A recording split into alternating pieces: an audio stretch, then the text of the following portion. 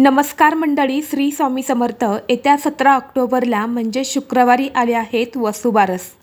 वसुबारसपासून दिवाळी सणाची सुरुवात होते.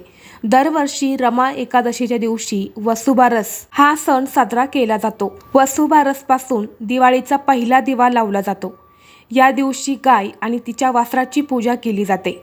वसुबारसच्या दिवशी अनेक स्त्रिया आपल्या मुलांच्या उत्तम आरोग्यासाठी आणि उज्ज्वल भविष्यासाठी व्रत देखील करत असतात.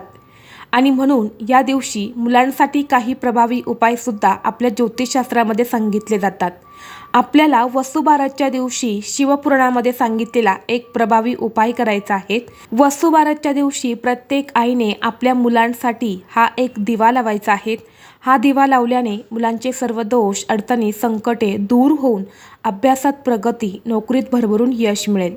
तर असा हा दिवा कुठे लावायचा आहे, कसा लावायचा आहे याबद्दलची संपूर्ण माहिती एका व्हिडिओद्वारे मी तुमच्यासोबत शेअर केलेली आहे.